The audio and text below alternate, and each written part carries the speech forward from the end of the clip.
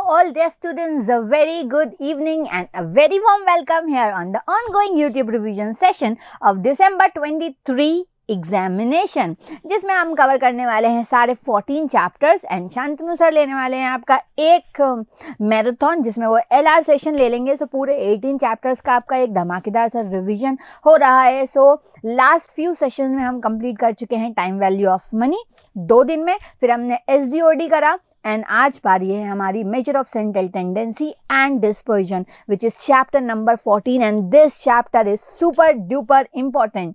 सो पहले ये चैप्टर आपको RT सर ने पढ़ाया, फिर मैंने पढ़ाया, फिर मॉक टेस्ट 3 से पहले हमने इसका रिवीजन किया, फिर दिवाली की छुट्टी में हमने इसका फिर रिवीजन किया। तो आज का सेशन MOCT के रिवीजन का रिवीजन है। सो मैं तो मान के चल रही हूँ कि 90% ऑफ द स्टूडेंट को मेजर ऑफ सेंट्रल टेंडेंसी बन रहा होगा, उन्हें कोई प्रॉब्लम नहीं होगी। सो इसमें हम पूरे बेसिक फॉर्मूला सारे कवर करने वाले हैं और कुछ क्वेश्चंस की हम प्रैक्टिस कर लेंगे जो क्लास में हमने कॉन्सेप्ट पढ़े थे। लास्ट वाला जो हमारा रिवीजन था वो बहुत एग्जाम ओरिएंटेड था कि जो एग्जाम में पूछा गया था वो हमने मेन पढ़ लिया था, बट एग्जाम में हमने देखा था कि ग्रुप फ्रीक्वेंसी डिस्ट्रीब्यूशन नहीं पूछा गया था, कुछ एडिशनल कॉन्सेप्ट जो क्लास में आपको कराए गए थे वो नहीं पूछे थे। तो वो हम आज एक बार गो थ्रू कर लेते हैं, उसका पूरा एक रिवीजन कर लेते हैं, तो MOCT 100% हो जाएगा। सो आज के सेशन में हम देखेंगे major of central tendency. Next यानी कि कल ऑन मंडे हमारा जो सेशन रहेगा वो रहेगा मेजर ऑफ डिस्पर्जन का। सो 50 to 1 आवर का ये सेशन रहने वाला है, क्रिप्स रिवीजन होने वाला है। सो क्लास में बने रहें और हम स्टार्ट कर रहे हैं मेजर ऑफ सेंट्रल टेंडेंसी से। मेजर ऑफ सेंट्रल टेंडेंसी का आप देखो बच्चों, खुद देखो आप कितने मार्क्स का ये पूछा जाता है। 2020 में इसका वेटेज था 20 मार्क्स, जनवरी में 11, जुलाई में 9 मार्क्स, दिसंबर में 11 मार्क्स, जून में 11 मार्क्स। तो 2022 में भी 9 से 9 मार्क्स का आया एंड 12 मार्क्स का आया in both the attempt, December and June attempt में। सो बहुत इंपॉर्टेंट चैप्टर है। अभी तक का ICI का 10 साल का रिकॉर्ड उठा लो, ये चैप्टर आपको आराम से 10 मार्क्स दे के जाएगा, दैट इज़ फॉर श्योर। उन 10 मार्क्स में से ICI 3 क्वेश्चन ही टफ डालेगी बच्चा, बाकी के सारे 7 जो आपके क्वेश्चंस होने वाले हैं वो बेसिक टू मॉडरेट ही होंगे। तो हर बच्चा जो मैथ से डरता है उसे ये करना ही चाहिए। और हम स्टार्ट करते हैं इसी नोट पे कि क्या क्या हमें मेजर ऑफ सेंट्रल टेंडेंसी में पढ़ना होगा। अगर हम सेंट्रल टेंडेंसी की बात करें तो बच्चा हमें इसमें arithmetic mean, median, mode, geometric mean और हार्मोनिक मीन देखना होगा। इन सब की प्रॉपर्टीज़ देखनी होंगी और पार्टीशन वैल्यूज़ में डेसाइल, क्वार्टाइल्स और परसेंटाइल्स देखना होगा। 3 तरीके से हमें ये देखना रहता है, for discrete data and for group data. Discrete data, group data में भी कंटिन्यूस और नॉन कंटिन्यूस डेटा। तो इस तरीके से 3 फॉर्मूलेज हमें सबके मिलते हैं। तो सबसे पहले बात की जाए कि what is this central tendency.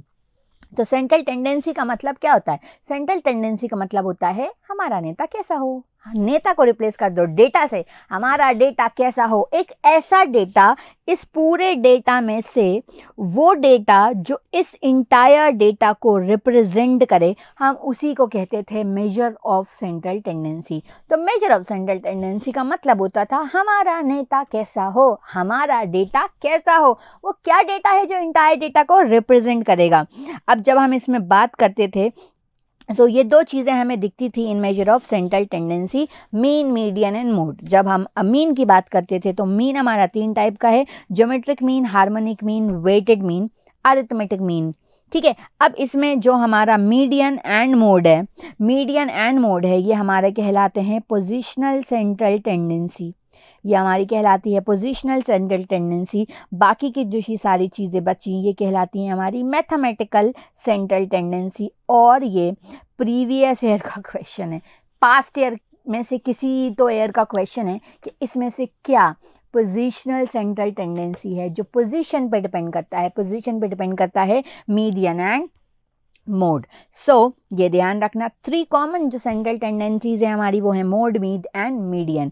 Mean की अगर हम बात करें तो मीन हमारा होता था sum of all observation divided by number of observation. इसके प्रैक्टिकल प्रॉब्लम्स आपको जब मिलेंगे, याद आ रहा है, इसके प्रैक्टिकल प्रॉब्लम्स आपको जब मिलेंगे तो आपको याद रखना है हीरो कौन होगा, हीरो होगा सम। सम फाइंड करो और उसे नंबर ऑफ ऑब्जर्वेशन से डिवाइड कर दो तो आपको एवरेज मिल जाएगा। मीडियन का मतलब हो जाता था तो मिडिल वैल्यू होगी in an ordered data set. Ordered data set का ही तो मतलब था पोजीशन। पहले आपको डेटा असेंडिंग या डिसेंडिंग ऑर्डर में अरेंज करना होगा, मिडिल वैल्यू कहला रही होगी मीडियन। मोड का मतलब हो रहा था हमारा द मोस्ट फ्रीक्वेंट वैल्यू। ठीक है, अब हम बात करें कि major of central tendency select करने का क्या क्राइटेरिया होगा। सो ये रीड कर लेना, कुछ इजी सी चीज़ें। ठीक है, नेक्स्ट हम आते हैं इम्पॉर्टेंट कॉन्सेप्ट पर, जिससे कॉन्सेप्चुअल क्वेश्चन बनता है which is this arithmetic mean. Arithmetic mean का मतलब क्या हो रहा था, sum of all observation divided by number of observation in case of ungrouped discrete data. आपके पास डेटा होता 2 3 5 7, सो इसका अरिथमेटिक मीन क्या हो जाता, इसका अरिथमेटिक मीन हो जाता 2 + 3 + 5 + 7 divide by 4। So arithmetic mean आपको मिलता 4.25, the sum of observation divided by number of observation. ठीक है, इसी के बाद हमने बात की यही सेम डेटा अगर आपका फ्रीक्वेंसी डिस्ट्रीब्यूशन टेबल होता। लेट्स से आपके पास डेटा होता कुछ ऐसा, डेटा आपके पास होता कुछ ऐसा 0 to 10, 10 to 15, 15 to 30 और ये वैल्यू होती 5 7 4। सो इस केस में, इन case of group distribution table, तो आप कैसे फाइंड करोगे, सबसे पहले आप इसकी क्लास मार्क फाइंड करोगे। कल का सेशन याद है, कल के सेशन में हमने क्लास मार्क फाइंड करना सीखा था। Class mark is the mid point, तो 0 से 10 का मिड पॉइंट हो जाएगा 5, 10 to 15 का मिड पॉइंट हो जाएगा 0 से 10 लिया है तो गुलजार अंसारी यहाँ पे 10 से 20 ले लो। सो 10 to 20, 20 to 30, सो ये मिड पॉइंट हो जाएगा 15, ये मिड पॉइंट हो जाएगा 25, ये frequency 5 7 and 4।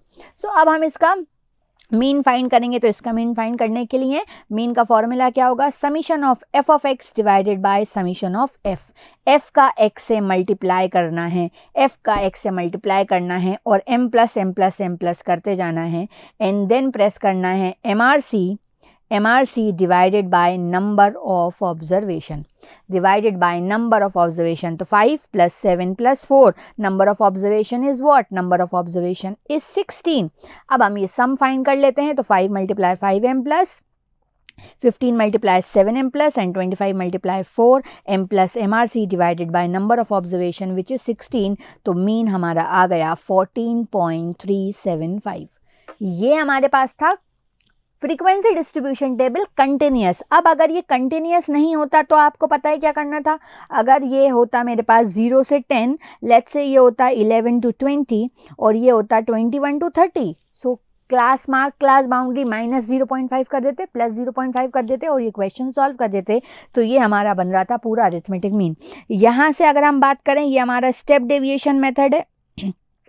Step deviation method बच्चों यूज़ किया जाता था to reduce the complexity, to reduce the complexity step deviation method use किया जाता है।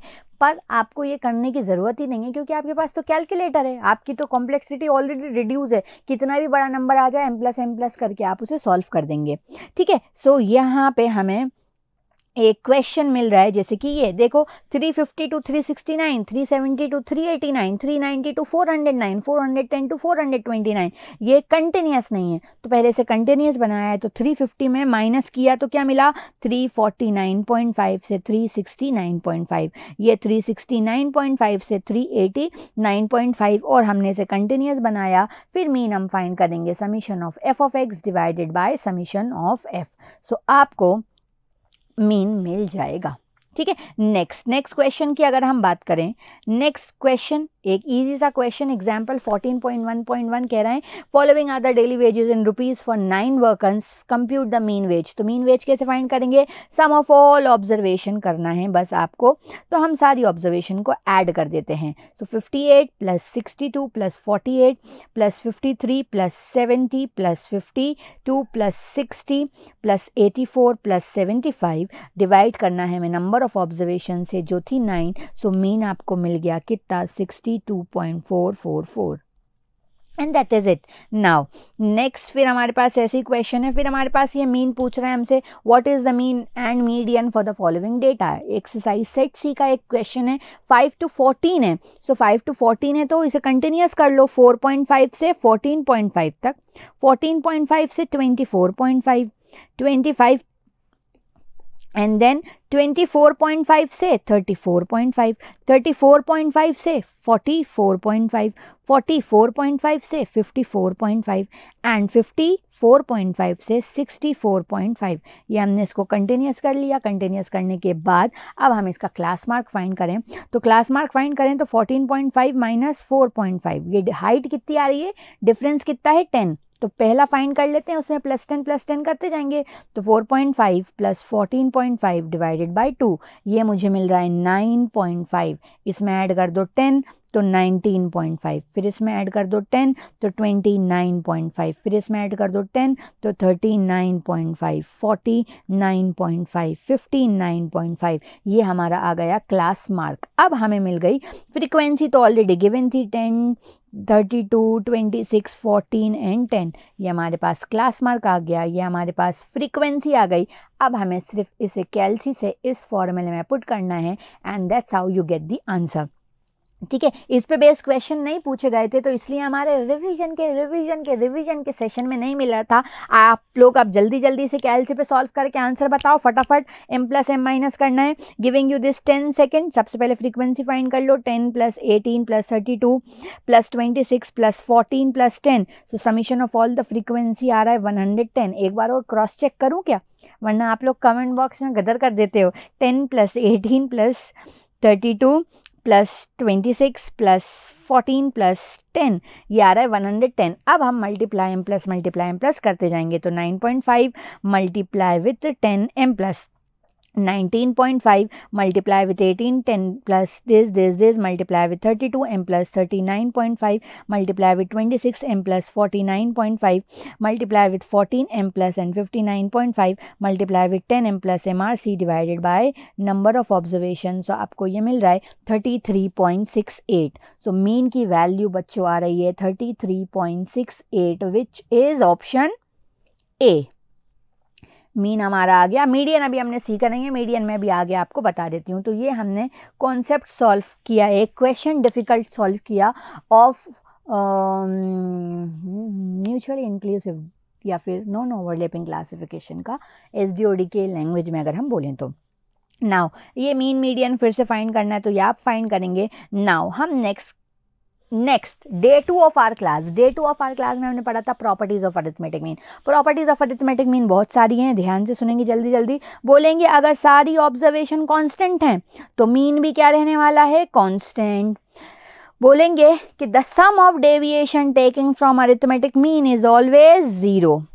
ठीक है, सारी ऑब्जर्वेशन का जो डेविएशन है उसका सम कितना होता है, 0 होता है। Change of scale and change of origin, याद आ रहा है कि अगर चेंज ऑफ ओरिजिन का मतलब क्या था, प्लस माइनस कर रहे हैं। अगर 100 स्टूडेंट का एवरेज 50 था, अगर हर स्टूडेंट को की ऑब्जर्वेशन को इंक्रीज किया गया बाय 7, तो नया मीन क्या होगा, तो नए मीन को भी 7 से इंक्रीज कर दो। अगर सारी ऑब्जर्वेशन 7 से इंक्रीज हो रही थी तो मीन भी 7 से इंक्रीज हो जाएगा, तो ये हो जाएगा 57। इसे हम बोल रहे थे change of origin. Change of scale में हो जाएगा मल्टीप्लाई इन 100। अगर मीन अगर 45 है और हर स्टूडेंट का मार्क्स अगर 2 टाइम हो गया तो नया मीन बताओ, तो नया मीन भी 2 टाइम हो जाएगा, तो मैं बोलूँगी 90। इसको जब हम कंबाइन करते थे तो ये बन जाता था रिलेशनशिप। बोलेंगे 2x माइनस 5/10 है, 2x माइनस 5/10 है। अगर x का मीन 16 है तो y का मीन बताइए। तो कुछ नहीं करना, central tendency, mean, median, mode, geometric mean, harmonic mean, सब में आप ये x की वैल्यू पुट कर दोगे तो 2 multiply 16 minus 5y is equals to 10। अब हम इसे सॉल्व कर लेंगे तो हमें आंसर मिल जाएगा। तो 32 माइनस 10 डिवाइड बाई 5, सो हमें y का मीन मिल रहा होगा 4.4। 4.4 कुछ कम नहीं आ रहा, कुछ जल्दी तो नहीं किया, एक बार अच्छे से कायदे से सॉल्व कर लें। So 2 multiply 16 minus 10 is equals to 5y।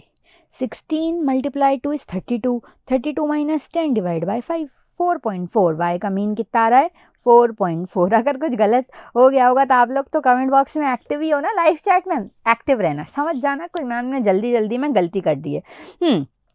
फिर हमारे पास आ रहा था सबसे इम्पॉर्टेंट कॉन्सेप्चुअल क्वेश्चन, आपको यहाँ से मिलेंगे combined and composite mean. Combined mean मतलब अगर अलग अलग नंबर्स दिए होंगे तो हम कंबाइंड मीन का कॉन्सेप्ट लगा रहे थे, पर मेरा इससे मैंने नहीं कराया है। वैसे तो एक्स बार हमारा होता है n1 x1 bar plus n2 x2 bar divided by n1 plus n2। अगर आप थोड़ा सा सोच पा रहे हो तो ईजिली ये क्वेश्चन आप कर पाओगे फ्रॉम दिस कॉन्सेप्ट। अभी हम इसकी प्रैक्टिस थोड़ी सी करने वाले हैं। कुछ और प्रॉपर्टीज़ की अगर हम बात कर रहे थे तो कह रहे थे the sum of deviation taken the square of the deviation, the square of the sum of deviation taking from arithmetic mean is always less than the square of sum of deviation taken from any other number. अगर मेरे पास number हैं 6, 7, 8, 9, 10, तो इसका अगर मैं x minus mean का square find करूंगी तो ये वैल्यू कम होगी अगर मैं किसी और से डेविएशन फाइंड करती। तो थियोरेटिकल क्वेश्चन में ये पूछा जा सकता है।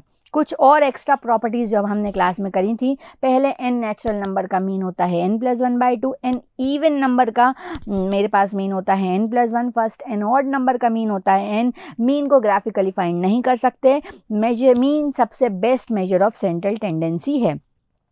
एक क्वेश्चन यहाँ पे बोल रहा है the mean salary of 40 female worker is 5200 per month and that of a group of 60 male worker is 6800 per month. What is the combined mean salary? So combined mean salary ma'am, combined mean salary में hero होता था सम, तो 40 female worker का जो mean है वो 5200 है, तो सम कितना हो गया? सम हो गया 20 इन दिस, सम हो गया हमारा the mean salary for a group of 40 female worker is 5200। so ये हो गया कुछ इतना।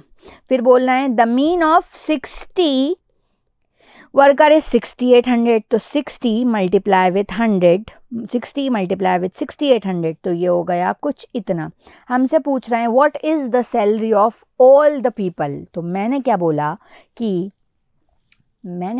कि कंबाइंड मीन के फॉर्मूले में हीरो होता है सम, तो हमने 40 का सम फाइंड किया, हमने 60 का सम फाइंड किया। अब हमसे कंबाइंड मीन सैलरी पूछी थी, मतलब हमें 100 का सम फाइंड कर लेना चाहिए। तो 100 का सम कितना हो जाएगा? ये प्लस 2,08,000। फिर हम इसका डिवाइड किससे कर दें? टोटल 100 लोग हो रहे हैं, तो इसका डिवाइड हम 100 से कर देंगे। सो 40800 प्लस 208,000 डिवाइडेड बाय 100, तो कंबाइंड अरिथमेटिक मीन आ जाएगा हमारा 6160।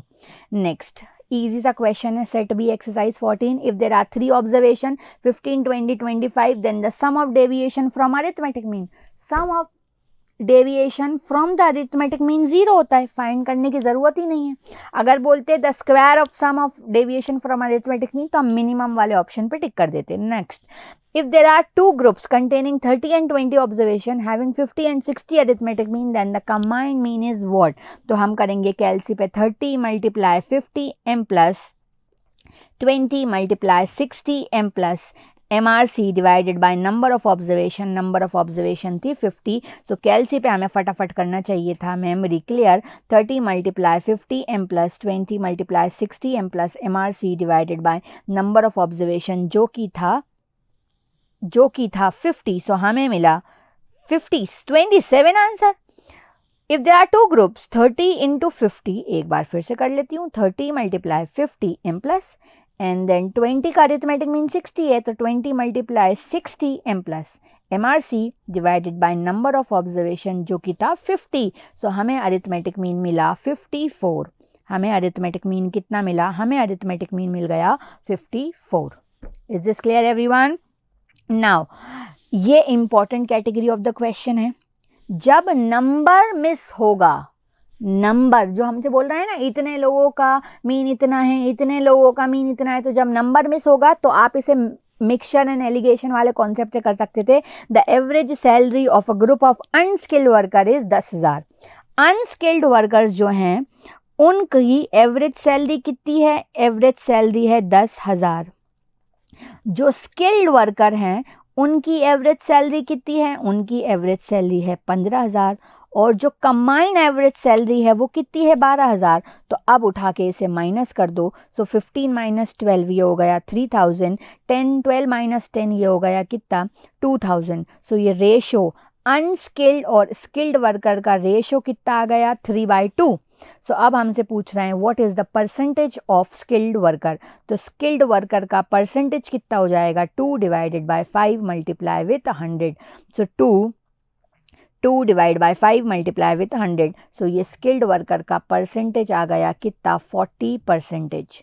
स्किल्ड वर्कर का परसेंटेज कितना आ गया, परसेंटेज आ गया 40%। Is this clear everyone? Unskilled worker का परसेंटेज पूछते तो हो जाता 60%। तो कुछ इस हिसाब से हमें ये क्वेश्चन सॉल्व करना है, एक ठीक है, कुछ इस हिसाब से हमें ये क्वेश्चन सॉल्व करना है। Is this clear everyone? ये डाउट में आ सकता है आपका ये 2 कैसे आया, स्किल्ड वर्कर पूछ रहे थे तो 2, 5 कैसे आया 3 + 2 5, और मल्टीप्लाई हमने किससे कर दिया, मल्टीप्लाई हमने 100 से कर दिया। इस हिसाब से हमें आंसर मिला, स्किल्ड वर्कर का परसेंटेज हमें मिल गया 40%। नाउ करते हैं नेक्स्ट क्वेश्चन, फटाफट सॉल्व। यहाँ पे इसी तरीके से एक क्वेश्चन मैंने फ्रेम किया था, average score of girls in CA foundation is 67 and that of boys is 60, the average salary of boys is 64.5, find the percentage of girls in same question है, आप लोग करेंगे। ये रिलेशन पूछा है, the relationship between 2 variable u and v are given by 2u + v + 7 if the arithmetic mean of u is 10, u का arithmetic mean 10 है तो v का अरिथमेटिक मीन हमें बताना है। सो इस हिसाब से हम इसे सॉल्व कर देंगे, तो 20 + 7 + v इज = 0। सो v हमें कितना मिल रहा होगा, v हमें मिल रहा होगा -27। सो ये वैल्यू हमें मिल रही होगी -27। Is this clear everyone? Next question, the mean of data is 5 if when each observation is added by 2, what is the mean this? Her observation को ऐड कर दिया तो 5 को भी ऐड कर देंगे तो हो जाएगी 7।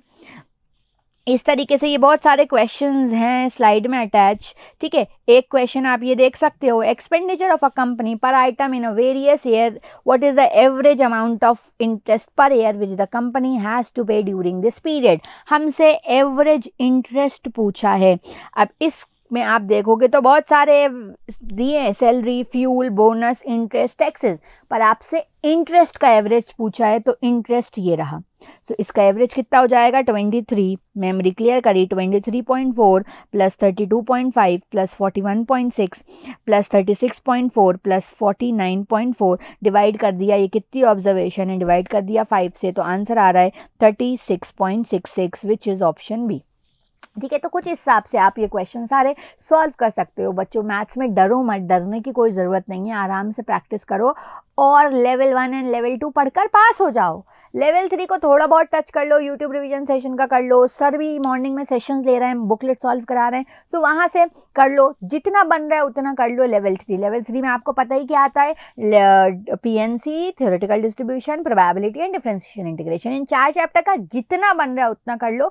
स्किप आप थोड़ा बहुत कर सकते हो, लेवल 1 और लेवल 2 पढ़ के पास हो सकते हैं क्या? The answer is what? क्या लेवल 1 एंड लेवल 2 पढ़ के पास हो सकते हैं? The answer is hello yes.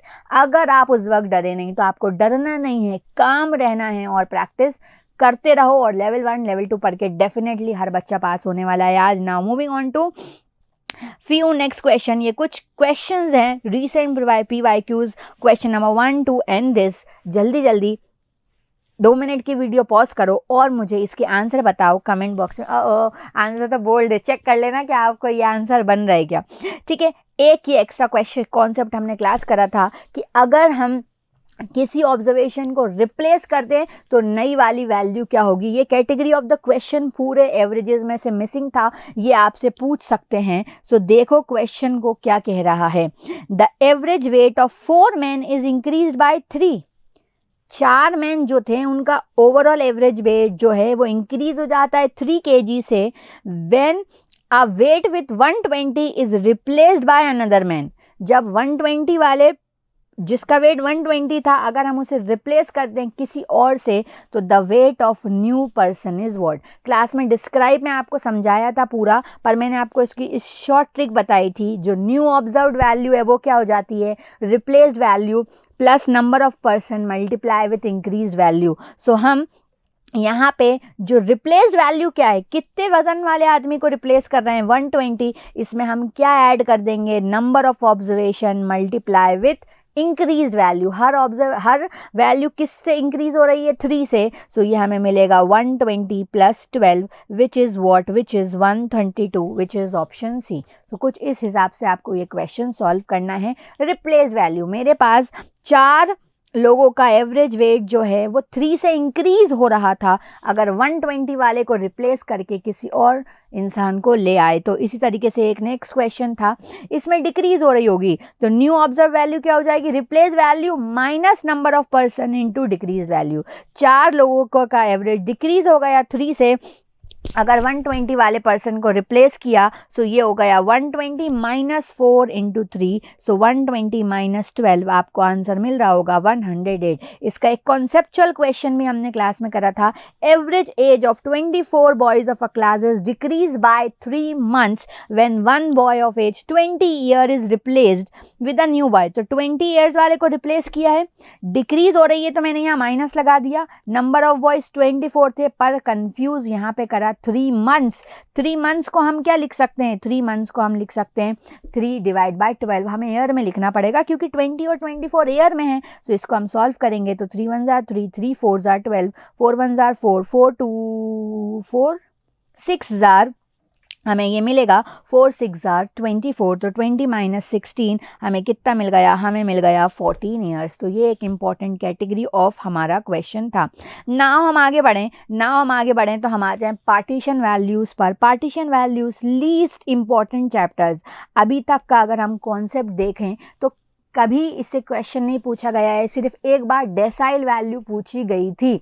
Decyl value in case of वो भी नॉन ग्रुप डेटा के लिए पूछा गया था, अभी नहीं पूछा गया, फिर भी हमें पढ़ना इंपॉर्टेंट है, तो हम एक एक बार सारे फॉर्मूलाज रिवाइज कर लेते हैं। अगर हम पार्टीशन वैल्यूज़ की बात करें तो मीडियन 2 पार्ट में डिवाइड करता है, क्वार्टाइल 4 पार्ट में डिवाइड करता है, डेसाइल 10 पार्ट में डिवाइड कर रहा है, परसेंटाइल 100 पार्ट में डिवाइड करता है। अब इस पूरे इंटायर डेटा को 2 पार्ट में डिवाइड करने के लिए मुझे एक पार्टीशन बनाना पड़ेगा, तो मीडियन होता है 1।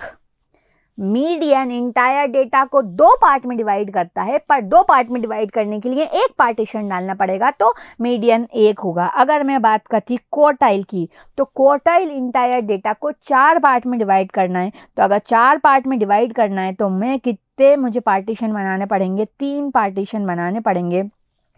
तो क्वार्टाइल होते हैं 3, Q1 Q2 Q3। अगर मैं इस Q2 की बात करूं तो ये Q2 होता है हमारा मीडियन। सो मीडियन को मैं ये भी लिख सकती हूँ Q1 plus Q3 divide by 2। यहाँ से वो चाहें तो एडवांस क्वेश्चन में आपको घुमा घुमा के फंसा सकते हैं। तो सेकंड क्वार्टाइल मीडियन होता है, सेकंड क्वार्टाइल मिड वैल्यू है, तो Q1 plus Q3 divide by 2 and ऐसे ही डेसाइल्स और परसेंटाइल्स होंगे। मीडियन की हम बात करें तो मीडियन आपको पता है डिक्रीजिंग, इंक्रीजिंग या डिक्रीजिंग ऑर्डर में अरेंज करेंगे। मिडिल वैल्यू आप फाइंड कर देंगे। एंड ग्रुप डेटा डिस्क्रीट और कंटिन्यूस डेटा के लिए हम हो सकता है, अगर मुझे फाइंड करना होता median of these 5 ages workers, तो इनको मैं सबसे पहले अरेंज करती 75, 82, 96, 120 एंड 150। सो ये मिडिल वैल्यू मेरा क्या कहलाई, ये मिडिल वैल्यू मेरी कहलाई मीडियन। आप इसे ऐसे भी कर सकते थे, ये 5 वैल्यूज़ थी आपकी, ठीक है, ये 5 वैल्यूज़ थी, तो 5 + 1 6 divide by 2 third observation median होगा। n + 1/2 ऑब्जर्वेशन मीडियन होता है इन case of odd number of observation. यहाँ पे अगर हम देखें तो हमें मिल रहा है 75, 82, 85, 96, 120 एंड 150। यहाँ पे इवन नंबर ऑफ डेटा है। इवन नंबर ऑफ डेटा के केस में मिडिल 2 टर्म्स जो होंगी उसका एवरेज मीडियन होगा, तो 85 + 96 डिवाइड बाई 2, सो हमें मिल जाएगा 90.5। सो ये मीडियन हमारा आ गया 90.5। इसे फॉर्मूला वाइज कैसे याद रख सकते थे, 3 और 6 मेरे पास ऑब्जर्वेशन है, तो n/2 मतलब थर्ड एंड फोर्थ ऑब्जर्वेशन का एवरेज। टोटल ऑब्जर्वेशन कितनी है, 6, 1 2 3 4 5 6 का आधा 3, तो थर्ड एंड फोर्थ ऑब्जर्वेशन का एवरेज। तो 85 + 96 डिवाइड बाई 2 मिल जाएगा आपको मीडियन। नेक्स्ट फिर कुछ मीडियन है आपके पास, यहाँ पे भी आप n प्लस डिस्क्रीट के केस में भी आप ऐसे ही फाइंड कर सकते थे। अच्छा, यहाँ पे देखो n+1/2 ऑब्जर्वेशन हम फाइंड कर रहे हैं ना मीडियन के लिए, यही हमारा कहलाता है rank of a median. Rank of a median क्या होगी, n+1/2 जो वैल्यू आएगी वो हमारी कहला रही थी रैंक ऑफ अ मीडियन। ठीक है, अब इसी तरीके से अगर हम मीडियन की प्रॉपर्टी बात करें तो change of scale and change of origin follow करती है। एक क्वेश्चन आता है कि किसकी ज़्यादा मैथमेटिकल प्रॉपर्टीज़ नहीं होती, कौन मैथमेटिकल प्रॉपर्टीज़ फॉलो नहीं करता, तो आप बोलोगे मीडियन मैथमेटिकल प्रॉपर्टीज़ फॉलो नहीं करता। कुछ ये सूटेबल है ओपन एंड क्लासिफिकेशन के लिए, हम ग्राफिकली फाइंड कर सकते हैं with the help of ogive, extreme observation से फ़र्क नहीं पड़ता, और मीडियन होता है सेकेंड क्वार्टाइल, फिफ्थ डेसाइल और 50th परसेंटाइल। अगर क्वार्टाइल के टर्म में मीडियन लिखना चाहोगे तो लिख सकते थे Q1 + Q3 / 2 और सेकेंड क्वार्टाइल। इसके बाद इस पे बेस्ड कुछ हमारे पास क्वेश्चंस थे, बहुत सारे, जो ये सारे क्वेश्चंस हमने क्लास में आराम से किए थे। ग्रुप डिस्ट्रीब्यूशन के केस में एक क्वेश्चन हम देख लेते हैं, हम मीडियन कैसे फाइंड करेंगे। मीडियन फाइंड करने के लिए जो ग्रुप डिस्ट्रीब्यूशन वाला हमारा केस होता है, ये एग्जाम में पूछा जाता है बच्चों, ये होता है L + n/2 - CF/F × H। इस तरह से हमें मीडियन मिलेगा L + n/2 - CF/2 × H। तो सबसे पहले हमें क्यूमुलेटिव फ्रीक्वेंसी फाइंड करनी पड़ेगी। तो अगर इस पूरे डेटा की मैं क्यूमुलेटिव फ्रीक्वेंसी फाइंड करूं तो कितना आ जाएगा, 2 2 + 3 5 5 + 4 9 9 + 5 14 14 + 6 20। अब 20 का कर दो आधा, n/2 है ना, ये वैल्यू मेरी n की हो जाएगी, n/2 20 का आधा कितना हो जाएगा, 10। अब देखो 10 आपको CF में किधर मिल रहा है, 10, आप 10 से जस्ट बड़ा, 9 तो छोटा हो जाएगा 10 से बड़ा आपको क्या मिल रहा है, 14। सो ये आपकी कहला रही थी मीडियन क्लास। CF में n/2 से जस्ट बड़ी वैल्यू कहलाती है मीडियन क्लास। उससे पहले वाली वैल्यू CF होती है, ये वैल्यू F होती है, ये लोअर लिमिट आपकी 30 हो गई। सो ये सारी वैल्यू अब हम यहाँ पे पुट कर देंगे तो L की वैल्यू हमें मिली 30, n/2 हमारा 10 आ गया। मीडियन क्लास से जस्ट पहले वाला जो CF होता है वो क्यूमुलेटिव फ्रीक्वेंसी होती है, मीडियन क्लास के ऊपर वाली फ्रीक्वेंसी आपकी F की वैल्यू होती है। What is this H? H का मतलब होता है लेंथ ऑफ अ क्लास, और लेंथ ऑफ अ क्लास कल ही हमने देखा था इन case of overlapping data, upper class boundary minus lower class boundary, तो ये हो जाता 40 - 30 10। So multiply with 10। अब इस पूरी चीज़ को हम सॉल्व कर लेते हैं, 10 - 9 / 5 मल्टीप्लाई विथ 10 + 30। सो हमें आंसर मिल रहा है 32। सो मीडियन हमें कितना मिल रहा है, मीडियन हमारा आ गया 32। सो ये था हमारा मीडियन। नाउ नेक्स्ट हम इसके बहुत सारे क्वेश्चन थे। 50th परसेंटाइल किसकी इक्वल होता है, 50th परसेंटाइल मीडियन के इक्वल होता है।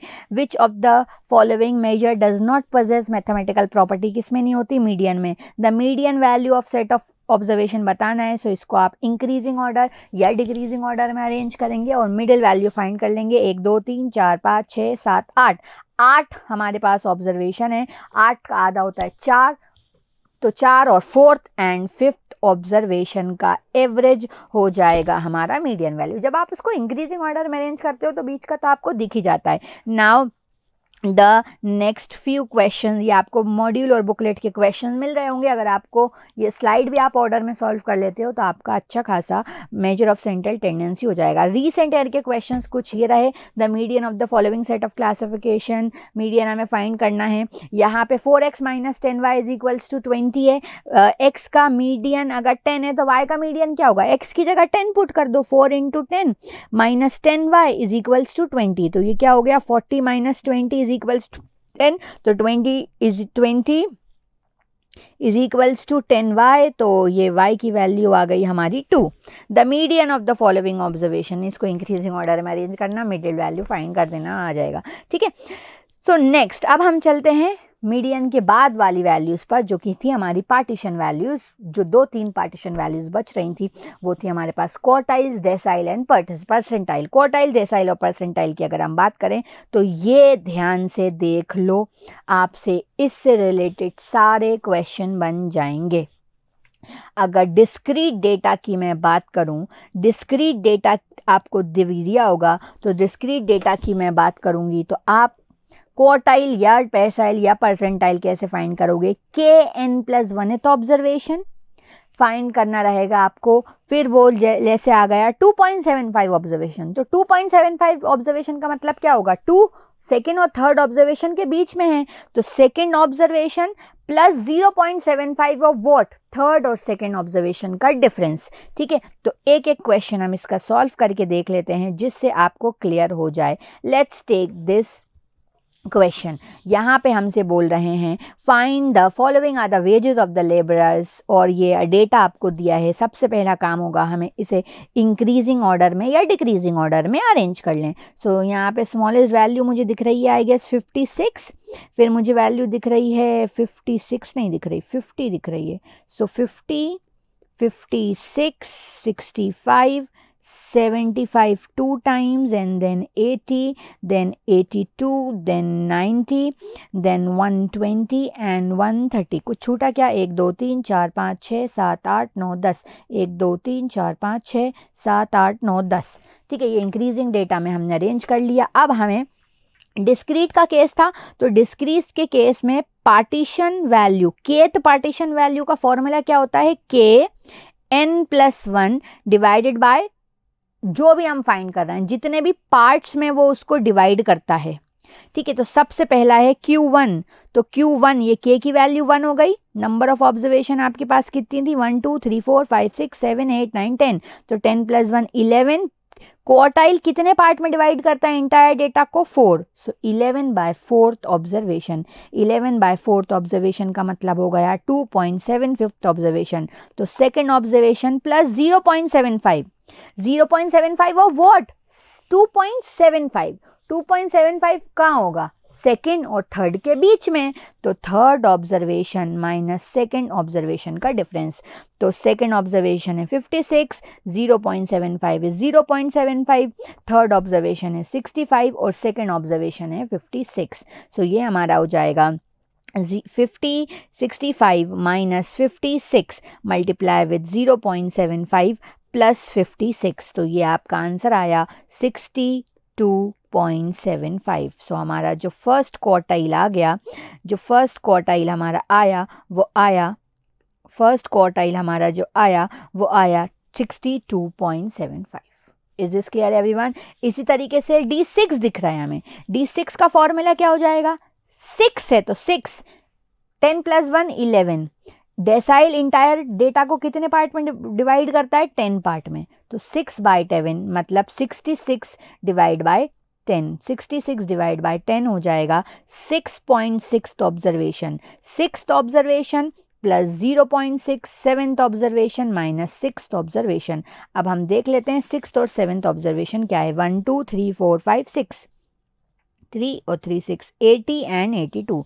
7th ऑब्जर्वेशन है 82 और 6th ऑब्जर्वेशन है 80।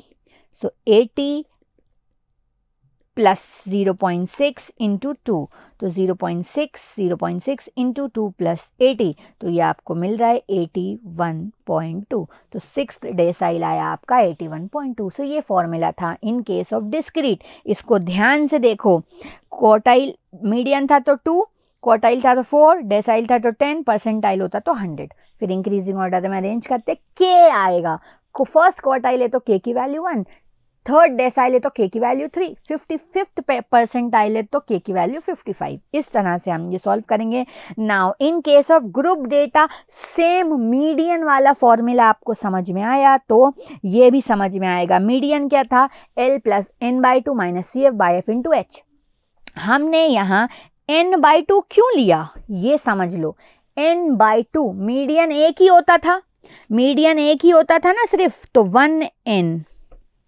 और डिवाइड बाय 2 क्यों आया? क्योंकि मीडियन इंटायर डेटा को 2 पार्ट में डिवाइड करता था। अब इसी तरीके से फॉर्मूला बनेगा kn/4, kn/10, kn/100, मतलब nth ऑब्जर्वेशन में डिवाइड कर दिया। इसका एक क्वेश्चन हम कर लेते हैं जिससे आपको चीज़ें समझ में आ जाएंगी। लेट्स से यहाँ पे हमसे एक क्वेश्चन दिया है, find the Q1, Q3, D18, P70 of the following data. So हमें इसका Q1 फाइंड करना है।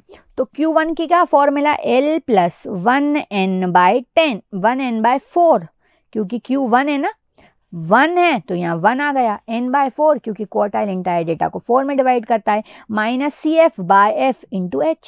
सिमिलर, सबसे पहले तो CF फाइंड करते तो 10, 10 plus 20, 30, 30 plus 30, 60, 60 plus 50, 110, 100 plus 40, 150, 150 plus 30, 180। सही है क्या? 10, 10, 20, 30, 30, 30, 60, 60 प्लस 50, 110, 140, 150, 150 प्लस 30, 180। अब सबसे पहले क्या करो, इस 180 को डिवाइड कर दो 4 से, ये n की वैल्यू है, इसको डिवाइड कर दो 4 से। 4 से क्यों डिवाइड कर रहे हैं? क्योंकि क्वार्टाइल इंटायर डेटा को 4 से डिवाइड करता है, तो 4, 45। अब 45 से जस्ट बड़ी वैल्यू क्या दिख रही है?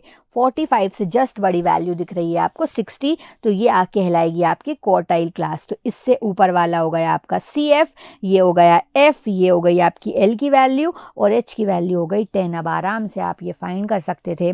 सो आप यहाँ पे सारी वैल्यूज़ लिख लो। ये मिला मुझे 20, ये वैल्यू मुझे मिल गई 45, ये मिला मुझे 30, डिवाइड में भी मुझे क्या मिल गया? डिवाइड में मुझे मिल गया 30, और मल्टीप्लाई विथ H, H की वैल्यू थी 10। अब हम इसे सॉल्व कर देंगे तो 45 minus 30 divide 45 minus 30 divide by 30 into 10 plus 20। सो जो हमारा क्वार्टाइल आ गया, फर्स्ट क्वार्टाइल, वो कितना आ गया? 25। फर्स्ट क्वार्टाइल हमारा कितना आ गया? 25। इसी तरीके से आपको D3 Q3 का फॉर्मूला लिखना होता। Q3 का लिखना होता तो क्या लिखते? L plus 3n/4 minus CF/F into H।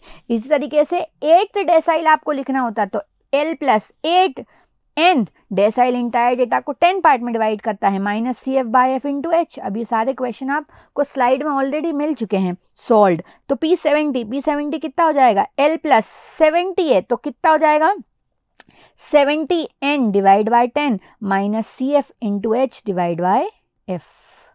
तो इस तरीके से आप ये फाइंड कर सकते थे। ये आज तक कभी एग्जाम में नहीं आया, पर क्या पता आप ही वो पहले स्टूडेंट्स हो जो ये आ जाए, तो एक एक क्वेश्चन ज़रूर देख के जाएं इसका। फिर हम बात करते हैं मॉड की। तो मॉड का मतलब होता था मोस्ट फ्रीक्वेंट वैल्यू, मॉड कहलाती थी हमारी इंटायर डेटा में से। अगर हम बात करें तो कुछ डिस्क्रीट के केस में हमारे पास ये हमें मिलता था L plus F0 minus F minus 1 divided by 2F0 minus F minus 1 minus F minus 2 into H। ठीक है, नेक्स्ट मोस्ट फ्रीक्वेंट वैल्यू हमारी कहलाई थी। अब इसके बाद हमने देखा था रिलेशन हमसे कितना भी मुश्किल क्वेश्चन हम रिलेशन से बना सकते हैं। मीन माइनस मीडियन होता है 3 mean minus median. The difference between mean and mode is 3 times the difference between mean and median. इसको जब हम सॉल्व करते थे तो हमने इसे समझा था, मोदी जी तेरे बीच में 2 मीन लोग हैं। तो mode is equals to 3 median minus 2 mode. ये दो रिलेशनशिप आपको मिल रहे हैं। अगर मॉड की बात करें तो ये भी change of scale and change of origin follow करता था। ठीक है, हमसे कह रहे हैं for a moderately skewed distribution of mass 200 student the mean and median are this. Mean है हमारा 55.6, मीडियन है हमारा 52.4। हमसे मॉड पूछ रहे हैं, तो मॉड होता था तेरे बीच में 2 मीन लोग हैं। तो 3 multiply with median, 3 multiply with median, तो 3 multiply with 50.4 minus 2 multiply with mean. So ये आ गया मॉड हमारा 46। 3 मीडियन माइनस 2 मीन। जल्दी में कुछ लिखने में, कैलकुलेशन में गलती हो जाए तो चैट बॉक्स फिल कर देना, चैट बॉक्स भर देना। अरे मैम ये क्यों लिख दिया, ये क्यों लिख दिया, अच्छे बच्चों की तरह उसे करेक्ट कर लेना। हाँ ठीक है मैम से गलती हो गई। Okay, now the next question. अगर y is equals to 2 plus 1.5x है, x का मॉड अगर 15 है तो y का मॉड बताइए। तो नॉर्मल हम वैल्यू पुट कर देंगे। सो ये वैल्यू हमने यहाँ पुट करी। सो 1.5 मल्टीप्लाई 15 प्लस 2, इतना ज़्यादा। सो एक बार और चेक कर लेते हैं। 1.5 मल्टीप्लाई 15 प्लस 2, y की वैल्यू हमें मिलेगी 24.5। 1.5 मल्टीप्लाई 15 प्लस 2, सो 24.5 हमें मीडियन मोड मिल रहा होगा। Change of scale and change of origin मतलब मीन सेंट्रल टेंडेंसी कोई भी हो तो नॉर्मल x की वैल्यू पुट कर देना। अगर डिस्पर्जन हो तो डिस्पर्जन में कांस्टेंट को गायब कर देना। If you know you know. अगर आपने लास्ट वाला रिवीजन सेशन अटेंड किया होगा तो आपको समझ में आ रहा होगा कि मेजर ऑफ डिस्पर्जन में जब change of origin and change of scale आता है तो जो कांस्टेंट लिखा होता है उसे गायब कर देते हैं और नॉर्मली एक्स वाई की वैल्यू फाइंड कर देते हैं. Next, if the difference between mean and mod is 63, mean minus mod होता था 3 times of mean minus median. So mean minus mode का डिफरेंस 63 है. सो मीन माइनस मीडियन की value बताइए. तो 63 divide by 3 which is 21. Third decyl बताइए. तो third decyl find कर लोगे. थर्ड डेसाइल क्या हो जाएगा? 3 number of observation 1 2 3 4 5 6 7 8 8 plus 1 divide bye decyl है तो 10. तो 3 इंटू 9 डिवाइड बाई 10 मतलब 2.7 ऑब्जर्वेशन. तो 2.7 ऑब्जर्वेशन मतलब second observation plus 0.7 third minus second observation. अब इसको डेटा को अरेंज करना और वैल्यू पुट कर देना. ये एक लौता अकेला क्वेश्चन है जो आज तक पार्टीशन वैल्यूज़ में से पूछा गया था, बाकी कुछ नहीं पूछा गया था. ठीक है, बाकी ये कुछ इजी क्वेश्चन है, ये आप आराम से सॉल्व करके देख सकते थे, आपसे सब बन जाएंगे, कोई प्रॉब्लम नहीं होगी. मॉड का हमने क्वेश्चन नहीं किया था तो हम मॉड का क्वेश्चन कर लेते हैं.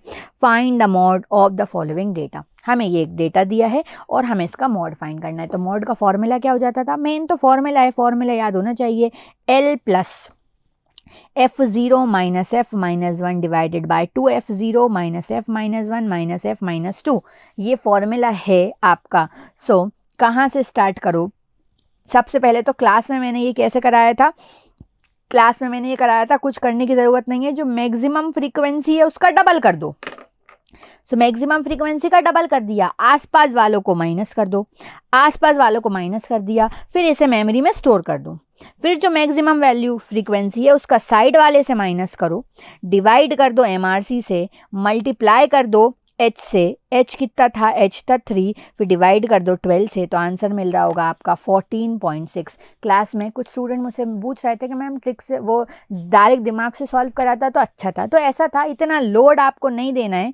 सो भाई इतना लोड बिल्कुल मत लो. मुझे तो प्रैक्टिस कर करके ये याद हो गया कि अच्छा ऐसा करना रहता है. तो आपको ये समझ में नहीं आ रहा है तो कोई दिक्कत नहीं है, वैल्यू पुट कर लो. लोअर लिमिट कितनी थी? 12. f0 क्या होता है? Maximum frequency. इसे हम f0 बोलते हैं, इसे हम f-1 बोलते हैं, इसे हम f1 बोलते हैं. अब अच्छे बच्चों की तरह हम इसकी वैल्यू पुट कर दें. इस सारी चीज़ को हम KLC पर सॉल्व कर लें और मल्टीप्लाई विथ h. h का मतलब होता था हाइट या फिर length of a class. Length of a class कितनी दिख रही है? 6 माइनस 3 विच इज़ 3, क्योंकि ये ग्रुप, ये कंटिन्यूस डेटा है तो 3 हो गई. अगर नॉन कंटिन्यूस होता तो upper class limit minus lower class limit plus 1.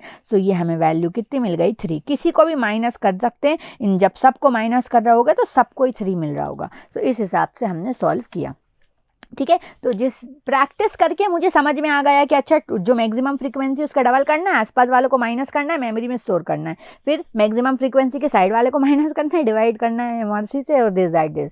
तो प्रैक्टिस से आ जाएगा. आप लोग भी खूब प्रैक्टिस करो और अपनी अपने ट्रिक्स बनाओ. Okay, now next question similar category का है. मॉड फाइंड करना है, आप लोग फाइंड करेंगे. एक ये इजी क्वेश्चन है, मॉड फाइंड करना है आपको. ये भी इजी सा क्वेश्चन है. थर्ड डेसाइल फाइंड करना है, मीन मीडियन मॉड का इजी क्वेश्चन है. नाउ इसमें एक कैटेगरी ऑफ द क्वेश्चन जो मिस है वो आपसे बोलेंगे कि अगर मीन 3 टाइम्स ऑफ मीडियन है तो बताइए मॉड कितना होगा इन टर्म्स ऑफ मीडियन. ऐसा कोई क्वेश्चन आपसे फ्रेम करके आपसे देख सकते हैं. तो यहाँ पे एग्जांपल ले लो. मीन मीडियन का 3 टाइम्स था तो मीन ले लो आप 3, मीडियन ले लो 1 और मॉड की value from the relation find कर दो. ठीक है, रिलेशन हमारा क्या होता था? Mode is equals to 3 median minus 2 mean. आप चाहते तो डायरेक्ट भी यही वैल्यू रख सकते थे, चाहते तो आप डायरेक्ट भी वैल्यू रख सकते थे, पर क्लास में मैंने कुछ बच्चों को प्रॉब्लम हो रही थी तो मैंने ये भी बताया था कि कुछ लेट कर लो, कुछ कंसिडर कर लो. तो 3 मीडियन माइनस 2 मीन था तो मीन की जगह भी 3 मीडियन रख सकते थे, तो 3 मीडियन. सो ये कितना हो गया? 3 मीडियन माइनस 6 मीडियन. अरे यार नेगेटिव हो गया, पॉजिटिव का एग्जाम्पल हमें कंसिडर करना था. एक आध क्वेश्चन है हमने क्लास में किया था. अभी हमें समरी ओपन करूंगी तो समरी में आ जाएगा, तो हम समरी में से देख लेते हैं एक आध क्वेश्चन. ठीक है, फिर आएगा हमारा हार्मोनिक मीन. हार्मोनिक मीन क्या हो रहा था कि जब छोटी छोटे यूनिट ऑफ मेजरमेंट को लार्ज वेट दिया गया, इंपॉर्टेंस दी गई, जब स्मॉल वेट्स को इंपॉर्टेंस दी गई तो हार्मोनिक मीन कहलाता है। जैसे मैं बोलूँगी 5 रुपए का एक पेन आता है, 5 रुपए का एक पेन आता है, तो उल्टा करके क्वेश्चन पूछा जाएगा 1 रुपए में कितने पेन आएंगे, तो 1 रुपए में तो एक पेन नहीं आ सकता ना, तो मतलब जो स्मॉलर यूनिट थी उसको इंपॉर्टेंस दी गई, तब हम फाइंड करते हैं हार्मोनिक मीन। ठीक है, हार्मोनिक मीन क्या होता है, रेसिप्रोकल होता है अरिथमेटिक मीन का। जो हमारे पास नंबर ऑफ ऑब्जर्वेशन होती हैं उसका रेसिप्रोकल कर दें हम और उसको नंबर ऑफ ऑब्जर्वेशन से डिवाइड कर दें तो हमें हार्मोनिक मीन मिल जाता है। जैसे कि let's say harmonic mean find करना होता हो हमें 1 and 3, तो 1 and 3 कितनी ऑब्जर्वेशन है, 2। अब इन ऑब्जर्वेशन का भी उल्टा कर दो, सो 1/1 + 1/3 ये हमें मिल जाएगा दिस। तो हम कैलसी पे से कैसे सॉल्व करेंगे, मेमोरी क्लियर करेंगे, 1/1 m + 1/3 m + 2 MRC = सो हार्मोनिक मीन हमें मिल जाएगा 1.5। इन केस ऑफ डिस्क्रीट डेटा, अगर ग्रुप डिस्ट्रीब्यूशन की बात की होती तो फ्रीक्वेंसी का डिवाइड कर देते, number of observation f/x + f/x + f/x।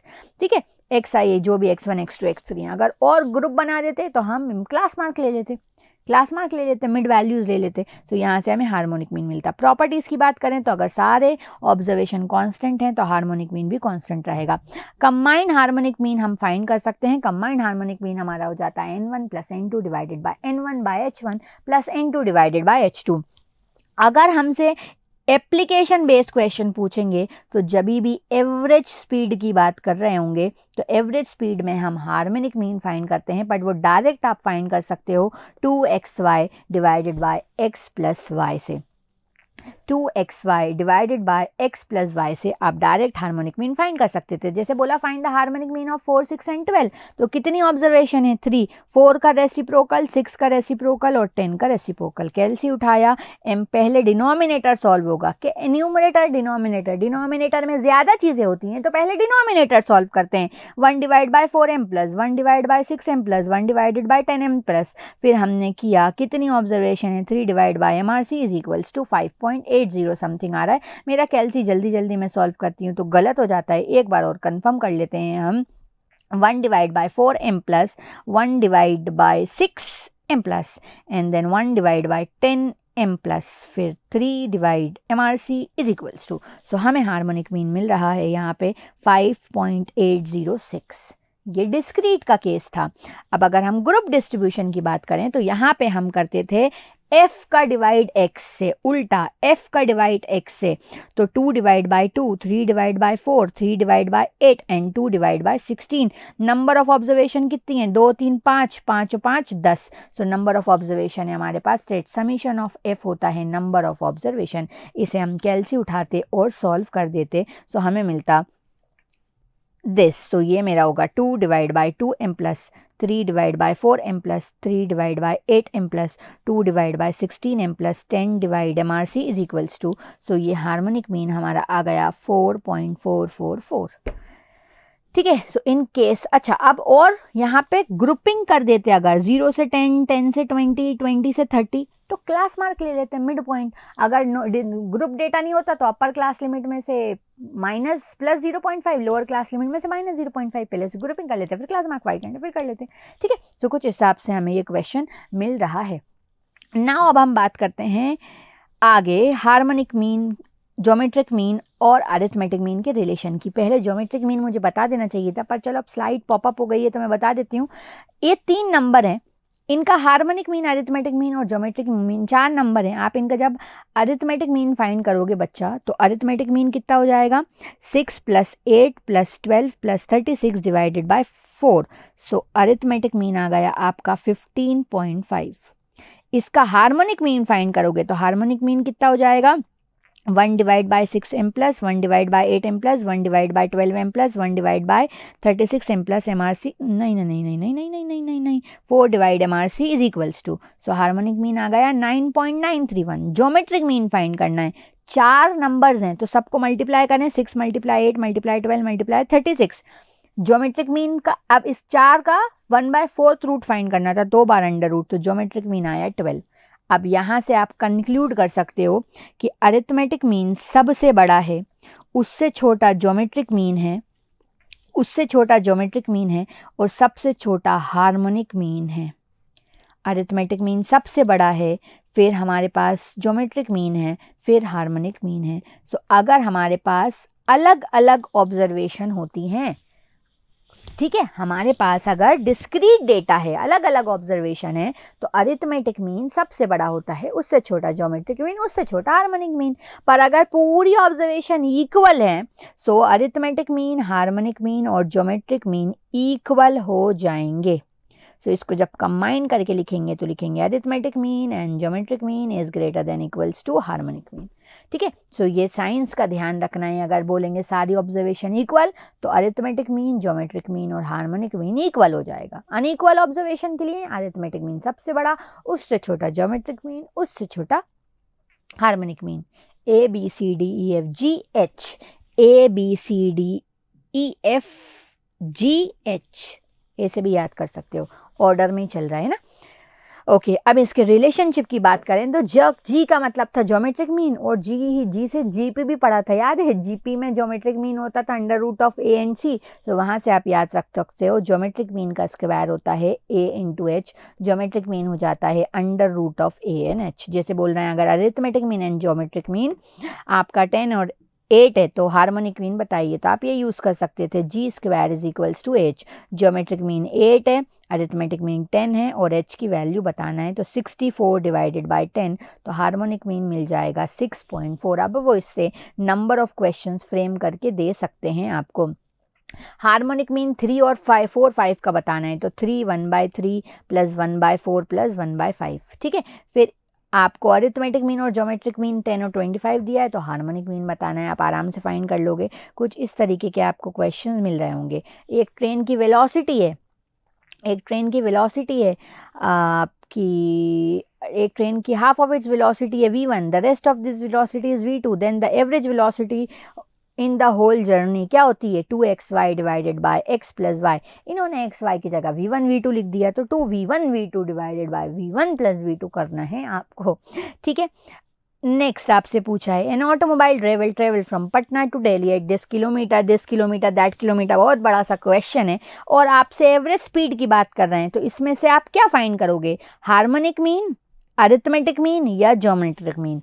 So average speed के केस में हार्मोनिक मीन फाइंड करते हैं, तो आंसर हो जाएगा कुछ इस तरह, कुछ इस तरह। ठीक है, so this question, a man travels at a speed of 20 km per hour and return at a speed of 30 km per hour. His average speed on the whole journey is, तो एवरेज स्पीड होती है 2xy divided by x plus y, boring, तो 2 × 20 × 30 divided by 20 plus 30, सो ये हो जाएगा कुछ भी हो सकता है, 2 × 20 × 30 डिवाइड बाय 50, सो ये हो जाएगा 24 किलोमीटर पर आवर। हो जाएगा ना, बन रहा है ना, एमओसीडी बन रहा है कि नहीं बन रहा। The harmonic mean of the following numbers, in number का हार्मोनिक मीन क्या है। सो हार्मोनिक मीन क्या होता था, नंबर ऑफ ऑब्जर्वेशन है n, number of observation n है ना, 1 1/2 1/3 डैश 1/n तक जाना है, मतलब n है। अब 1 का रेसिप्रोकल क्या हो जाएगा 1/1, 1/1/2 प्लस 1/1/3 प्लस 1/1/4, अब dash 1/1/n, so n divided by 1/2 का उल्टा 1 + 2 + 3 + dash n। So sum of n natural number हो जाएगा n + 1/2, n से n कैंसिल हुआ, ये ऊपर आया तो मिला 2/n + 1। इसे या डायरेक्ट भी लर्न कर सकते हो, the harmonic mean of the reciprocal of the number is 2/n + 1। The sum of first n natural numbers होता है, ये 1/2 को उल्टा करके 2 लिख दिया, कंफ्यूज मत होना, 1/3 को ऊपर लेके गए तो 3 हो गया, कंफ्यूज होने की ज़रूरत नहीं है, थोड़ा बेसिक्स ऑफ मैथ्स है, इतनी मैथ्स पढ़ ली, अब ये तो चीज़ें समझ में आ ही रही होंगी। ठीक है, फिर इसके यहाँ ये थ्योरेटिकल क्वेश्चन में कुछ ऐसा बनाएंगे, harmonic mean give less weightage to what, to less weightage किसे दिया जाता है, लार्ज वैल्यूज़ को दिया जाता है। Next, a lady travels at a speed of 20 km per hour and return at some speed। वो गई तो 20 km per hour से, पर आई कितने से नहीं पता, उसकी ओवरऑल स्पीड कितनी है 24 km पर। Find the speed of its return. So हमारी एवरेज स्पीड हो जाती थी 2xy divided by x plus y. Average speed दी है 24, जाने की स्पीड दी है 20, आने की स्पीड नहीं पता। जाने की स्पीड दी है 20, आने की स्पीड नहीं पता, तो this will be 20 plus y. अब ऑप्शन अप्रोच से भी इसे फाइंड करके देख सकते थे। 22 इंटू 25 इंटू 20 डिवाइडेड बाय 45, अगर 24 आया तो आंसर सही हो जाता। पर अब चाहो तो इसे सॉल्व कर लो या क्रॉस मल्टीप्लाई करके आंसर निकाल लो। क्या कर दूँ मैं? ऑप्शन अप्रोच से ही कर लें। ऑप्शन अप्रोच ज़्यादा ईजी है, इतना बड़ा सॉल्व कौन करेगा। तो 25 मल्टीप्लाई 2 मल्टीप्लाई 20 डिवाइडेड बाय 45, सो 22.22 आ रहा है। पर हमारी एवरेज स्पीड तो 24 थी, गलत है। हम फॉर्मूला लगा रहे हैं 2xy divided by x plus y. हमारा x तो 20 है और y हमें ऑप्शन में दिख रहा है 30 मान लेते हैं। तो 2 multiply 20 multiply 30 divided by what 50, सो हमें 24 मिल रहा है। सो 30 इज़ द फाइनल आंसर। अगर ऑप्शन अप्रोच समझ में नहीं आ रहा तो इसे क्रॉस मल्टीप्लाई करो, ब्रैकेट ओपन करो, इधर उधर करो और y की वैल्यू फाइंड कर लो। ठीक है, सो इस तरह से हमारा ये सॉल्व हो रहा था अरिथमेटिक मीन। अब इसके बहुत सारे क्वेश्चंस हैं हमने क्लास में जो करे थे। मॉड और मीन का क्वेश्चन है, ये ऑलरेडी आपसे हो जाएगा। फिर लास्ट डे की अगर हम बात करें तो हम आ रहे थे ज्योमेट्रिक मीन पर। ज्योमेट्रिक मीन क्या होता है? सारे नंबर्स को मल्टीप्लाई करके उसका nth रूट फाइंड कर देते हैं। जितने नंबर होता है उसका nth रूट फाइंड कर देते हैं। जैसे कि और nth रूट कैसे फाइंड करते थे? मल्टीप्लाई करेंगे सारे नंबर से, under root 12 time -1 divide by n plus 1 multiply is equals to in pair 12 times. और अगर 2 की पावर में होता था 1/4 होगा तो 2 बार रूट, 1/8 होगा तो 3 बार रूट, 1/16 होगा तो 4 बार रूट। ऐसे हम इन क्वेश्चंस को सॉल्व करते थे। और क्वेश्चन आता है तो मैं बताती हूँ। ठीक है, ज्योमेट्रिक मीन कब अप्लाई करते हैं? जब डेटा हमारा परसेंटेज में गिवन होता है। कभी भी आपसे बोलेंगे ना 100%, 200%, 300% का ज्योमेट्रिक मीन फाइंड करो, तो मीन एवरेज फाइंड करो। Find the average of 100%, 200% and 300%, तो उठा के ज्योमेट्रिक मीन फाइंड कर देना। ठीक है, नेक्स्ट 3, 6 एंड 12 का ज्योमेट्रिक मीन फाइंड करना है। तो क्या करना पड़ेगा? 3 multiply 6 multiply 12 under root 12 times 1 2 3 4 5 6 7 8 9 10 11 12 -1 divide 3 plus 1 1 2 3 4 5 6 7 8 9 10 11 12, सो मिल रहा होगा आपको 6। ठीक है, कुछ इस तरह से क्वेश्चंस आपको सॉल्व करने हैं। यहाँ पे बोल रहे हैं 2, 6 एंड 12 का अरिथमेटिक फाइंड करो। हमारा 6 ही आया था ना अभी। फिर ग्रुप डेटा के केस में क्या करना है? ग्रुप डेटा के केस में आप उसकी पावर फाइंड कर देना। जैसे कि 2 कितनी बार है? 2 बार, सो 2 का स्क्वायर। 4 कितनी बार है? 3 बार, सो 4 की पावर 3। 8 कितनी बार है? 3 बार। 8 कितनी बार है? 3 बार, सो 8 क्यूब। 16 कितनी बार है? 2 बार, तो 16 का स्क्वायर। ऐसे फाइंड करने की बजाय मुझे तो ये अच्छा लगता है कि 2 2 बार है ना, तो 2 मल्टीप्लाई 2 जो है 2 बार आ रहा है तो 2 मल्टीप्लाई 2। 4 3 बार आ रहा है तो मल्टीप्लाई 4 मल्टीप्लाई 4 मल्टीप्लाई 4। 8 3 बार आ रहा है मल्टीप्लाई 8 मल्टीप्लाई 8 मल्टीप्लाई 16 2 बार आ रहा है तो मल्टीप्लाई 16 मल्टीप्लाई 16। ये आ गया। अब हम इसका क्या फाइंड कर लेंगे? समय फ्रीक्वेंसी देख लो कितनी है, उसकी nth रूट फाइंड कर दो। तो 3 2 5 5 10, सो 10 है फ्रीक्वेंसी। तो 1 2 3 4 5 6 7 8 9 10 11 12 -1 divide bye 10 plus 1 1 2 3 4 5 6 7 8 9 10 11 12, so answer 5.6755 मिल रहा होगा। जल्दी जल्दी किया है, कोई एरर हो रहा होगा तो समझ लेना। ठीक है, तो इस तरह से ज्योमेट्रिक मीन की अगर प्रॉपर्टीज़ की बात करें तो बोलते थे लॉग ऑफ जी होता है 1/r summation of log of x. As it is पूछी जा सकती है, कोई कैटेगरी ऑफ क्वेश्चन इससे नहीं बनता। अगर सारी ऑब्जर्वेशन हैं तो ज्योमेट्रिक मीन भी कांस्टेंट रहेगा। अगर हमें एक एक्सप्रेशन दिया है z is equals to x into y, तो x का ज्योमेट्रिक मीन मल्टीप्लाई y का ज्योमेट्रिक मीन हो जाएगा z का ज्योमेट्रिक मीन। डिवाइड है तो डिवाइड कर देंगे। ठीक है, अब अगर हम बात करें ज्योमेट्रिक एडिशनल कुछ प्रॉपर्टीज़ की जो हमने अलग से करा है कि ज्योमेट्रिक मीन पॉजिटिव होता है। सारे ज्योमेट्रिक मीन सिर्फ पॉसिबल होता है पॉजिटिव ऑब्जर्वेशन के लिए, नेगेटिव ऑब्जर्वेशन के लिए हम फाइंड नहीं कर सकते। अगर एक आध ऑब्जर्वेशन 0 हो गई तो भी ज्योमेट्रिक मीन और हार्मोनिक मीन कंप्यूट नहीं किया जा सकता। एक क्वेश्चन देख लो, हमसे बोल रहे हैं geometric mean of x and y find करना है। Geometric mean of x into y क्या हो जाएगा, x का ज्योमेट्रिक मीन 5, y का ज्योमेट्रिक मीन 3, मल्टीप्लाई कर दिया। यहाँ पे y बाय x का ज्योमेट्रिक मीन पूछ रहे हैं, तो y था 12, x था दिस, तो ये हो गया 4। तो इस तरह से हम ज्योमेट्रिक मीन और हार्मोनिक मीन फाइंड करते हैं। ठीक है, अब आई गेस कुछ कैटेगरी ऑफ द क्वेश्चन बचे तो नहीं है जो अच्छे हों, ऑलमोस्ट हमने सारे कवर कर ही लिए हैं। एक टफ क्वेश्चन ये आ सकता है ज्योमेट्रिक मीन का, find the geometric mean of first n terms of the GP. हमें इस जीपी की ज्योमेट्रिक टर्म फाइंड करना है। सो क्या हो जाएगा, ये ज्योमेट्रिक टर्म मतलब अप टू हमें लास्ट टर्म तक फाइंड करना है, और लास्ट टर्म क्या हो जाएगी, AR⁴ n-1। लास्ट टर्म यही होगी ना, AR कब तक जाता है, ARn-1 तक ये टर्म जाती है। तो इसका हमें ज्योमेट्रिक मीन फाइंड करना है। सो मैं लिखूंगी A multiply AR multiply AR² multiply dash dash dash AR⁴n-1। देखना, और ठीक है। सो ये हमारा हो, सबको मल्टीप्लाई किया, और नंबर ऑफ टर्म्स कितनी है, नंबर ऑफ टर्म्स है हमारे पास n, सो पावर आ जाएगी हमारी 1/n। अब अगर हम यहाँ पे देखें तो a देखो कितनी बार आ रहा है, n टाइम्स आ रहा है ना n, तो a की पावर n, और r में मिल रहा है मुझे 1 + 2 + 3 + 4 dash dash dash plus n-1 की पावर 1/n।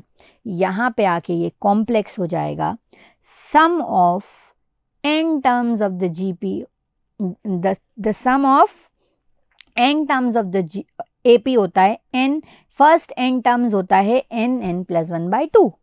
जब हमारे पास n टर्म होती थी तो n+1/2 आता था, पर अब हमारे पास n-1 टर्म्स हैं, तो आएगा n-1 + 1 / 2। तो जब हम इसे देख रहे हैं तो ये आ रहा है n-1/2। सो a की पावर n r n-1 / 2 की होल पावर 1/n। इसको मैं थोड़ा और सॉल्व करूं तो ये n कॉमन मिल रहा है, तो मैंने n कॉमन ले दिया, डिवाइड में n और इसकी डिवाइड में 1/n। अब सब इंडाइसेस पढ़ के आ रहे हैं, इंडाइसेस में ब्रैकेट का मतलब होता था मल्टीप्लाई, तो ये n से n कैंसिल हो गया, मिला AR⁴n-1/2 विच इज़ ऑप्शन सी। कहीं से भी कहीं लिंक कर सकते हैं क्वेश्चन को, किसी भी चैप्टर से लिंक कर सकते हैं, ये उसका एक अच्छा एग्जाम्पल था। तो यहाँ पे आके हमारा ये ज्योमेट्रिक मीन कवर होता है। बाकी एक क्वेश्चन आप ये देख सकते हो, the rate of return are this, find the average rate. तो आपको बस इतनी सी बात पता होनी चाहिए थी कि average in case of percentage या in case of rate of returns हम ज्योमेट्रिक मीन फाइंड करते थे। तो आप फाइंड कर दोगे 100 × 200 × 400 की पावर 1/3 और इस चीज़ को सॉल्व कर दोगे। ठीक है, सो इसी के साथ हमने सारा कुछ कवर कर लिया है of measure of central tendency and central tendency, क्योंकि डिस्पर्जन तो अब हम नेक्स्ट वाले से कितना ऊपर तक जाना है बाबा, इतने नीचे तक हम ट्रैवल करके आए हैं। सो इसी के साथ अब आपको करना है कर हर मैदान फतेह, और इस बार मैथ्स की वजह से तो किसी का भी सीए फाउंडेशन नहीं रुकना चाहिए। दम से पढ़ाई करो और सीए फाउंडेशन क्रैक करो, और मुझे मिलो किधर, गैलरी में कहीं, पार्किंग में कहीं, क्योंकि सीए इंटर के क्लासरूम में तो मैं आने वाली नहीं हूँ। ठीक है, on this note I am ending up this session, will meet you on Monday with the second part of measure of central tendency and dispersion, जिसमें हम कवर करेंगे डिस्पर्जन। और डिस्पर्जन का मतलब क्या होता था, याद है, सेंट्रल टेंडेंसी का मतलब होता था हमारा डेटा कैसा हो, हमारा नेता कैसा हो। अब दो नेता सेम टाइप के मिल गए तो दोनों ऑनेस्ट हैं, दोनों सच बोलते हैं, दोनों करप्शन बिल्कुल नहीं करते, लेकिन एक की पहुंच सिर्फ भोपाल में है और एक की पहुंच पूरे एमपी में है। तो कौन ज़्यादा कवरेज है, कितना डेटा स्कैटर्ड है, तो जितना डेटा स्कैटर्ड होगा उसी को हम बोलते हैं डिस्पर्जन। सो नेक्स्ट क्लास में हम डिस्पर्जन करेंगे। On this note I am finally ending up this session. Bye bye guys, have a good day. इसी तरह के इन्फॉर्मेटिव वीडियोस देखने के लिए हमारे चैनल को सब्सक्राइब करें और लेटेस्ट वीडियोस को सबसे पहले देखने के लिए बेल आइकॉन को हिट करें। साथ ही लाइक और शेयर करना ना भूलें। APT educating India.